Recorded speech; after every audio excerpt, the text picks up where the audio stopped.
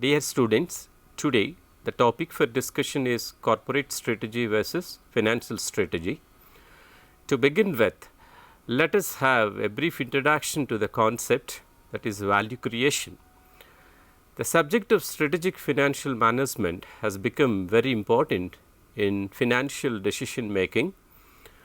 Business organizations' decision making has become more complex and critical in the present day competitive business environment due to integration that has taken place across world market.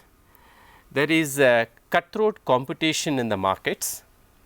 Conventional business practices and policy making is of little use to the present day dynamic business environment. The policies formulated by the companies should direct the company towards deriving competitive advantage and to sustain the advantage over a longer period of time.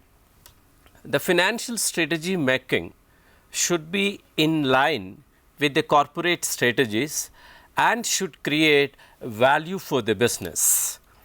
To create value for the business organizations constantly and consistently engage in the formulation of business policies, design corporate strategies so that the organizations can sustain it for a longer period of time. There should be a consistent endeavor by the business organizations to manage the business on most competitive lines. Keeping this objective of value creation, business organizations devise competitive strategies by anticipating change and to manage the change. Let us see what the prominent corporate strategies are. One of the prominent corporate strategies is cost leadership strategy, a strategy that aims at creating value for the business through economies of scale and overhead cost minimization.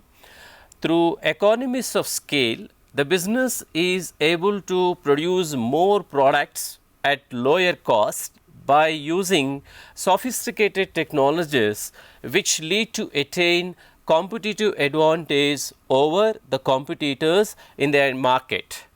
The strategy of cost leadership calls for strategic financial decision making which revolve around the three most important financial decision making activities: investment decision, financing decision and dividend policy decisions. The strategic cost leadership approach and its financial implications should aim at organizational effectiveness and creating value to the entire shareholders. A primary reason for pursuing forward, backward and horizontal integration strategies is to gain low cost or best value cost leadership benefits.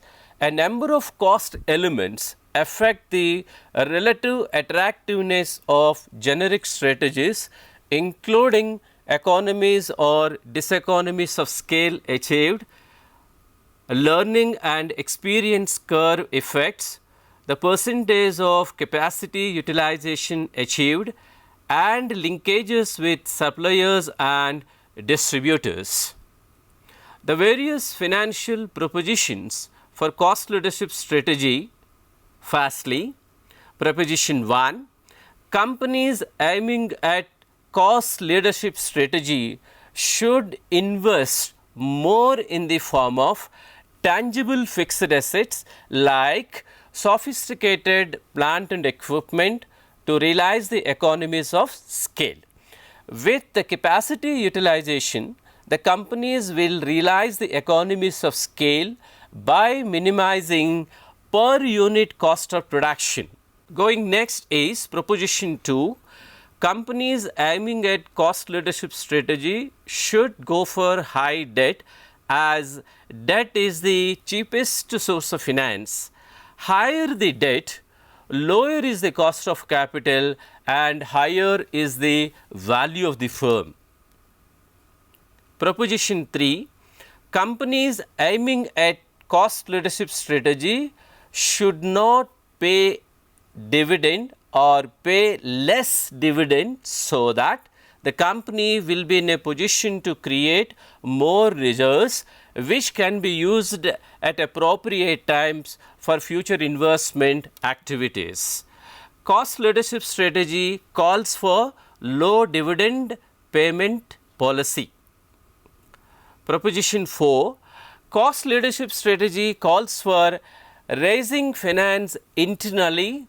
Raising finance through external sources is expensive as it involves high cost for raising finance through external sources and is a time consuming process.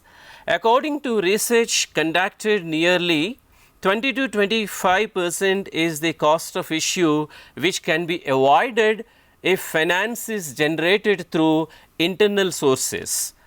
The shareholders' morale remain intact as the company has procured tangible fixed assets. I hope you have understood the financial implications of cost leadership strategy. You can seek clarifications, express your doubt and further any questions regarding this. Differentiation strategy. Differentiation strategy aims at deriving competitive advantage by producing and selling unique products and adding features to the existing products from time to time to keep the customer interest, to sustain customer interest by reinforcing advertising campaign towards product so that the customer interest towards the product remain intact.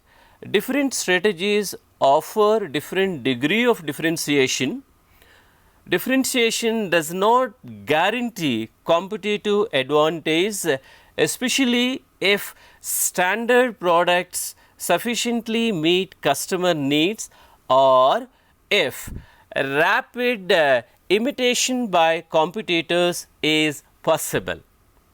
Durable products protected by barriers to quick copying by competitors are the best.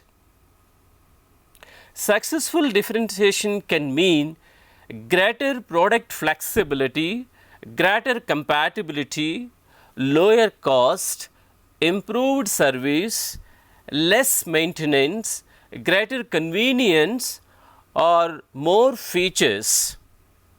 Product development is an example of a strategy that offers the advantage of differentiation. A differentiation strategy should be pursued only after a careful study of buyers' needs and preferences to determine the feasibility of incorporating one or more differentiating features into the unique product that features the desired attributes. A successful differentiation strategy allows a firm to charge a higher price for its products and to gain customer loyalty because consumers may become strongly attached to the differentiation features. Special features that differentiate one's product can include superior service, spare parts availability, engineering design, product performance, useful life or ease of use. Common organizational requirements for a successful differentiation strategy include strong coordination among the R&D and marketing functions and substantial amenities to attract scientists and creative people. For example, Walmart offers wide selection and one-stop shopping. FedEx offers superior service. BMW offers engineering design, etc. The following are the financial propositions for differentiation strategy. Firstly, investment decision. Differentiation as a corporate strategy calls for investment highly in intangible assets. The companies need to develop sophisticated research and development facility so that the teams continuously engage in developing or innovating new products from time to time to keep the customer interest towards the product of the company. Investment in intangible assets, though a high risk profile investment, yet the companies are compelled to invest to develop new patents, copyrights, acquiring assets for creating niche, etc. Financing strategy. Organizations aiming at differentiation strategy should go for more of equity financing, since the result of investment in intangible assets is not certain and time bound. It may take several years before the new product is developed and delivered to the market. Since equity financing does not oblige the company to pay a regular dividend, financial charges in the form of interest charges are not bound to incur. The very nature of equity shareholders' investment is long term. They prefer to sacrifice their current dividend payments if situation demands. Though the risk component for the equity investment is very high, yet in the long run the return foregone will be compensated. Dividend policy decision. Though the returns on intangible investments are uncertain and time taking, yet the organization should maintain paying stable or reasonable dividend to keep the shareholders' morale intact. The payment of minimum dividend requires the company to maintain the liquid assets and cash all times in order to face contingencies. To conclude, the strategic finance manager should develop different approaches or propositions depending on the prevailing conditions in the market by making alterations to the existing structure with the ultimate objective of value creation to the business and to the shareholders. Thank you.